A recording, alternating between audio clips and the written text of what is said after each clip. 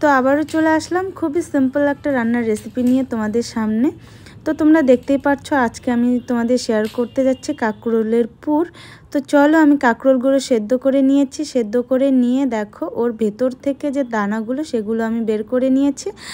আর সর্ষে বাটা এটা তো একদম মাস্ট লাগবে। সর্ষের সঙ্গে আমি দুটো কাঁচা লঙ্কাও বেটে নিয়েছি। আর এদিকে দেখো পেঁয়াজ কুচি করে নিয়ে এগুলো আমি ভেজে নিয়েছি।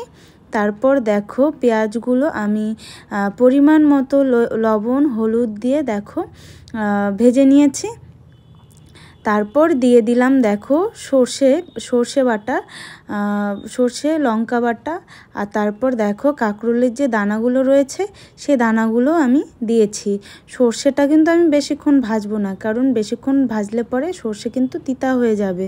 তো একদম খুবই কম আঁচে আমি খুব অল্প পরিমাণে ভেজেছি। তারপর দেখো আমার কিন্তু ভাজা হয়ে গেছে। এদিকে আমার দেখো কাঁকরোলের পুরটাও কিন্তু রেডি হয়ে গেছে, দেখতে পারলে? তো দেখো আমি পুরগুলো ভিতরে ঢুকিয়ে দিয়েছি। আর এভাবে একটু বেসন গুলিয়ে তো আমি পুরগুলোর মুখ ঢেকে দিয়েছি যাতে পুরগুলো বের না হয়ে যায়।